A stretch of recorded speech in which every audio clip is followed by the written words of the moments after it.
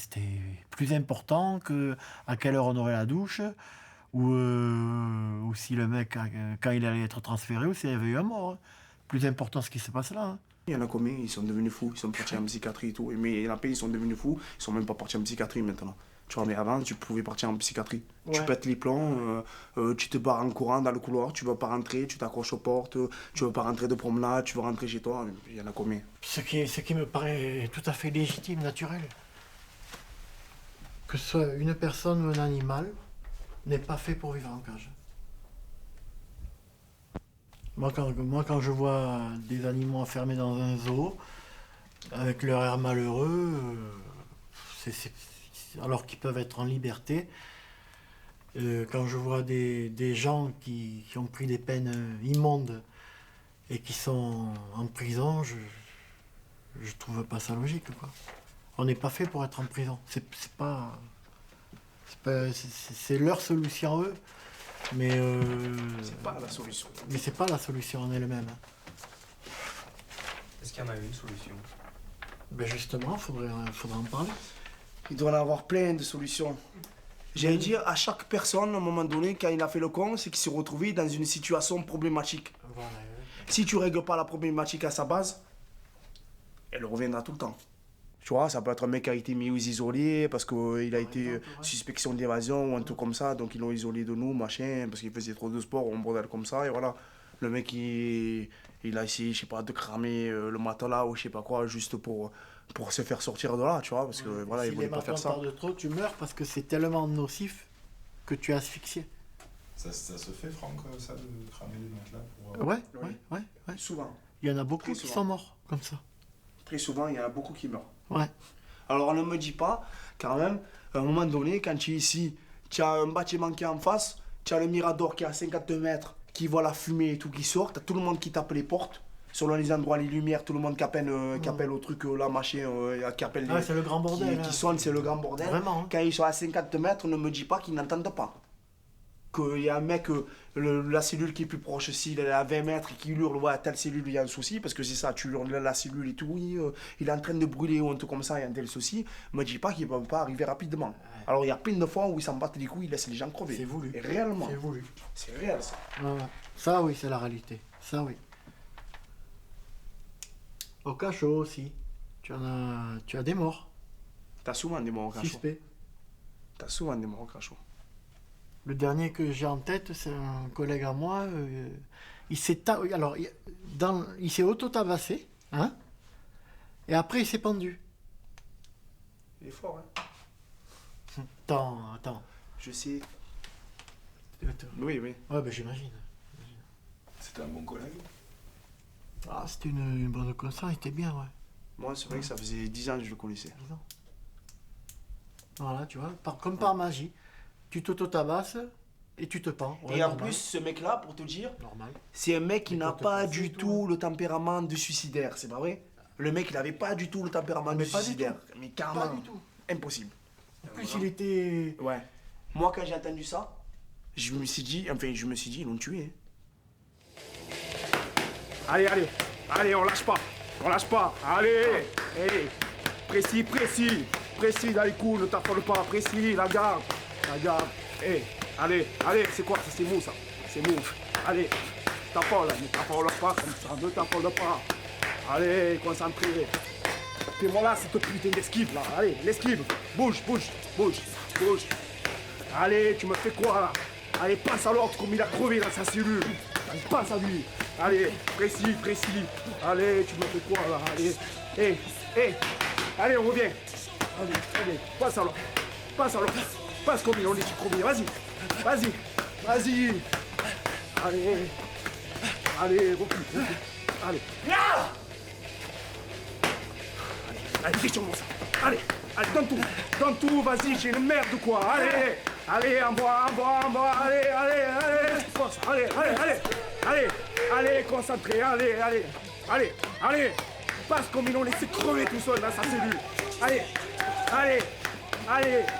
Ils ont plutôt laissé crever tout seul, toi aussi. Allez, concentré, allez, encore. Allez.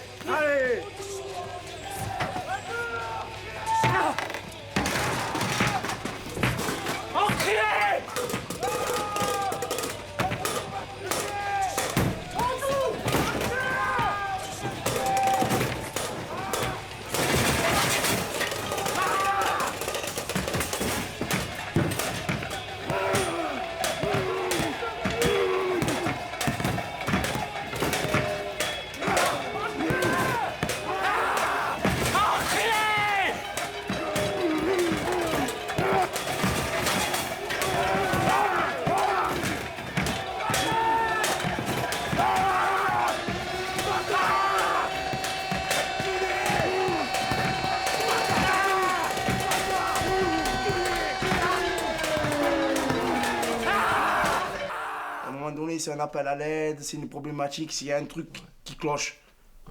C'est ce que tu disais avec le chien. Ben oui, c'est Si ça. tu le tapes tout le temps, C'est si tu ça, le hein. tapes tout le temps, Il va ça se mord, quoi. rebiffer. Hein. Mais ça, c'est vrai en prison, c'est vrai en dehors Ben de la oui. prison aussi. Est-ce que. Juste arrête de taper, quoi. Imagine-toi, des fois, c'est des gens, ils ont fait le con pour manger, ils n'ont pas de sous, ils ont une famille à assurer, ils n'ont pas de formation, ils n'ont pas de travail. Quelle est l'utilité de la peine? À part, soi-disant, te mettre hors de la société. Il n'y a aucune utilité. À part te saper le moral, te tuer le cerveau, te rendre complètement taré, te rendre encore plus dangereux. Voilà. Ils le savent. J'allais dire, mais je ne comprends pas. Enfin, moi, j'arrive pas à comprendre qu'ils sachent des trucs comme ça. T'as des psychiatres, t'as des psychologues, t'as des sociologues. Ils savent très bien que quand ils te mettent comme ça dans un certain état de choc mental, que ça ne va pas pouvoir être bénéfique pour toi. Ils le savent très bien. Alors pourquoi ils continuent à appliquer des trucs? Ça, c'est des trucs, j'allais dire, c'est comme le temps des bourreaux. C'est des trucs, des méthodes de 1800. Tu vois, qui te sortent. C'est bon, on est en 2000 et quelques là. Faut arrêter maintenant de faire des trucs d'abomination, des choses comme ça. Le mec, il a un souci, il n'a pas de travail, il n'a pas de quoi faire bouffer sa famille. C'est normal, excuse-moi, c'est normal qu'il aille voler. Tu vois, il va faire le clochard, il va vivre dehors, il va laisser ses enfants crever, c'est normal, c'est légitime. Je suis à sa place, je fais la même chose. Ouais. Il se fait attraper. Un peu de compassion. Tu vois ce que je veux dire, le mec, pourquoi il a fait ça? C'est pas pour des sous, pour quoi que ce soit. Après, il t'a un engrenage, tout ça, mais... Putain, le mec, prends-le. Prends-le en charge. La prison, ça revient à je sais pas combien. Prends-le en charge, le mec. Fais-le passer des diplômes. Aide-le à travailler ou des choses comme ça. Mais c'est même pas ça, cette problématique avec tous les milliardaires que tu as, là, qui ont je sais pas combien d'argent, tous les gens qui sont en train de galérer, toutes les puissances mondiales et tout. Il n'est même pas là, le problème. Le problème, il est beaucoup plus haut. C'est parce que ça sert, il faut qu'il y ait des gens comme ça. On n'est que des numéros, même dans la vie, numéros de sécurité sociale. On est quoi? On est du profit pour les grosses multinationales. Voilà ce qu'on est. Le problème, il n'est même pas là. Normalement, il ne devrait même pas avoir des gens qui crèvent de faim. Il devrait avoir tout le monde qui puisse travailler, répartition des richesses et des choses comme ça. Le problème, il est vraiment là. Le problème vient du sommet et pas de la base. Ça vient du sommet. Et tout est fait pour qu'on se tire dans les pattes. Tout est fait pour.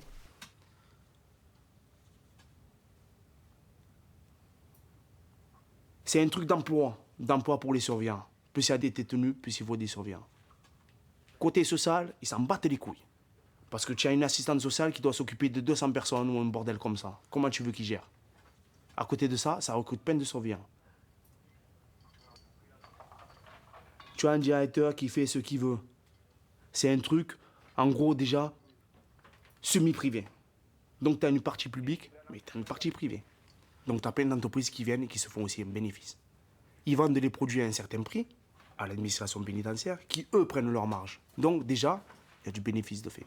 Location de frigo, location de télé, 35 € par mois. Une télé vaut même pas 35 €. Ça fait rentrer des entreprises à l'intérieur. Qui loue l'endroit? Qui paye des sous? Et qui, en plus de ça, paye une partie de ce que tu gagnes. C'est de l'esclavage moderne quand tu travailles. Tu vas te prendre 100 €, allez, à tout péter, voire 50 € pour un truc qui en vaut 1500 net. Voilà. Sur cet argent-là que tu as 10% qui s'en va à la partie civile, aux victimes, si tu as des victimes, et 10% qui s'en va à l'administration pénitentiaire. C'est quoi? C'est une usine Afrique. Ça te prend du profit. Ça arrange dans tous les sens. Les sous qui vont se faire, les gens qui sont là-bas, il y a plein de gens, ils n'ont rien à faire en prison pour des petits trucs. Non, il faut qu'ils y aillent. Il y a du profit. Il y a plein de choses derrière, tu vois, sous couvert de machin, il a fait une connerie, je le mets en prison. Non, esclavage moderne, asservissement, déshumanisation, tu as tout. Tu vois, si j'ai un frigo dessus. Est-ce qu'il y a une solution dans une société telle qu'elle fonctionne maintenant et qui est beaucoup mangée sur l'individualisme et sur...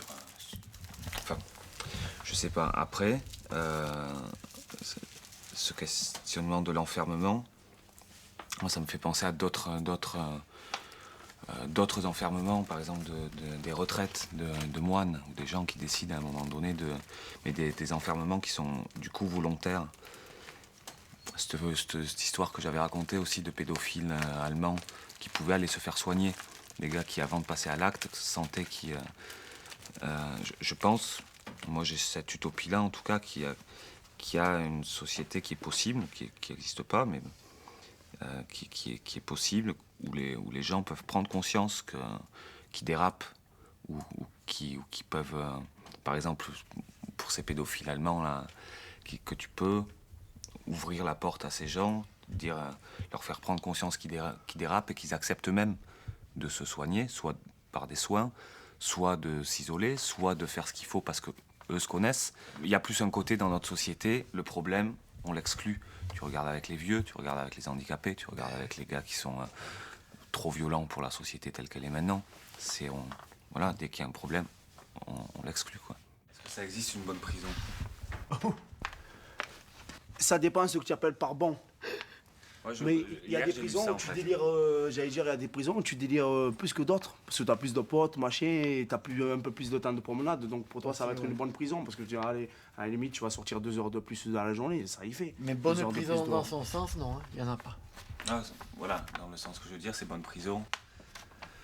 Oui, une bonne prison, c'est-à-dire dans l'idéologie même. Non, c'est indéveloppable, il n'y a pas de bonne prison, au final. Une bonne prison, n'importe quelle prison, même si tu as du caviar et du champagne, tu es toujours enfermé. Alors il n'y a pas de bonne prison. Après, on va mettre un petit minot voilà, qui a 16 ans ou 17 ans, qui a vendu 3-4 barrettes de shit chaque semaine, on va le mettre en prison. Et à côté, on a des dirigeants qui font des putains de trafics, qui prennent des milliards. Tu vois, après, on parle de juste, pas juste. On essaye de nous donner des leçons à nous, que nous, franchement, à notre échelle, à notre niveau où on est, même si tu fais des sous, franchement, mais tu es 1/10 moins violent, même en étant violent, que ceux qui font les dirigeants de la société, les multinationales et tous ces bordels-là. On est à une violence maintenant qui est hyper psychologique, qui est hyper probable, mais qui sert. Vous racontiez dans ces derniers jours aussi, effectivement, la pauvreté, ça sert. Le chômage, ça sert. Les gens qui sont en prison, ils servent à tout ce système-là, quoi. Il est construit sur ça. Bien sûr. Donc, pour répondre à ça, dans cette société-là, je pense que la société telle qu'elle est sans prison, elle ne fonctionne pas.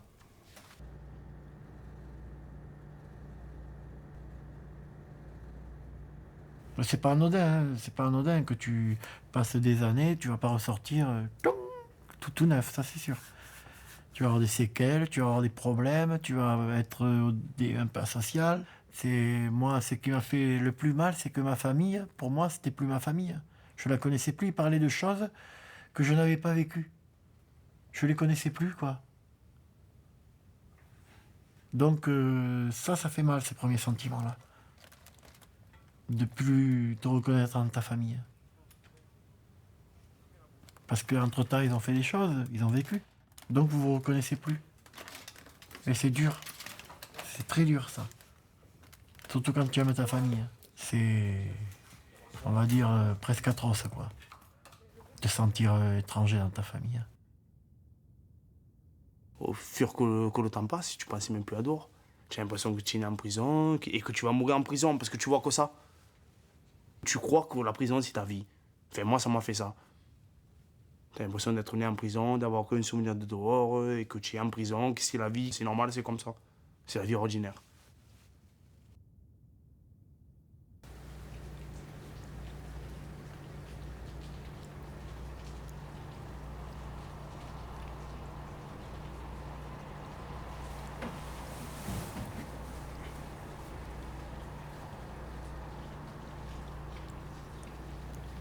T'as pris combien, Ben? Elle m'a fait spinal derrière.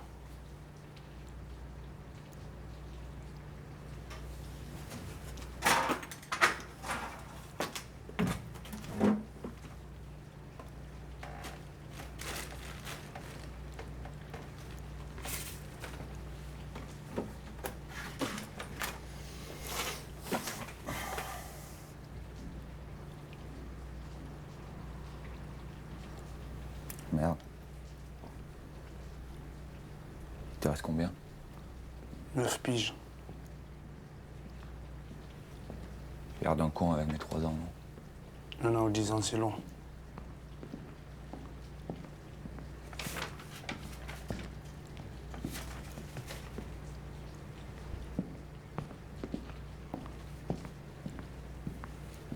qu'on peut être transféré au même endroit? T'es quoi au Père Noël?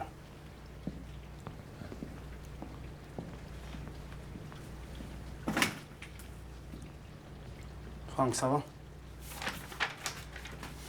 Franck? Franck?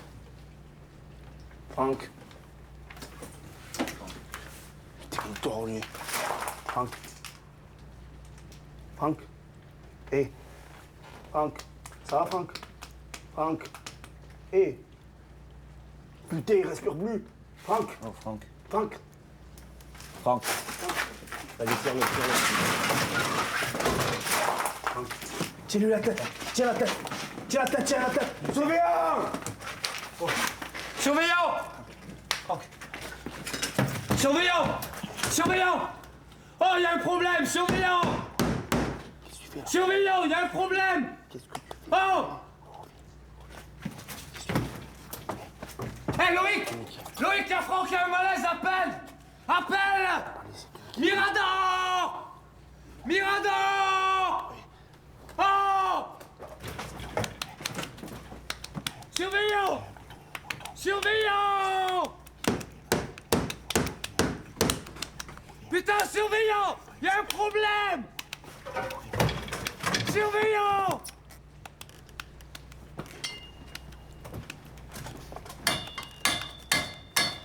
Loïc, appelle!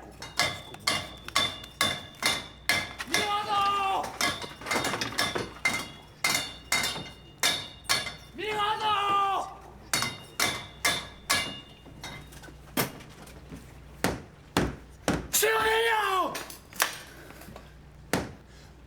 Surveillant!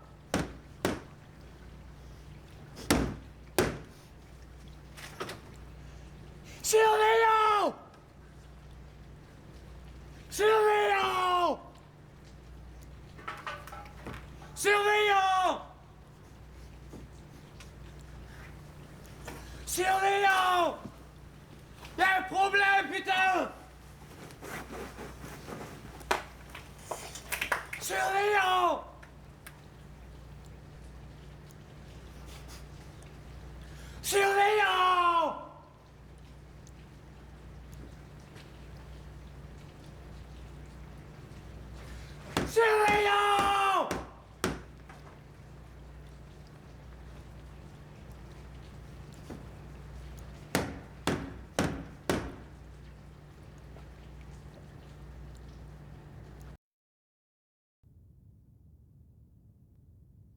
Une sensation que j'avais eue, c'était qu'il y avait encore moins d'issues que ce que je pensais dans la prison.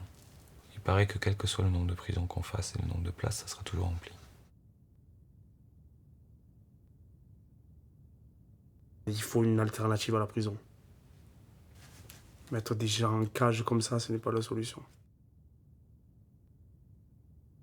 Ben, moi je pense que à l'heure actuelle, une prison, elle est bonne à démolir. Ni plus ni moins. Parce qu'il n'y a que du mauvais qui peut sortir de la prison.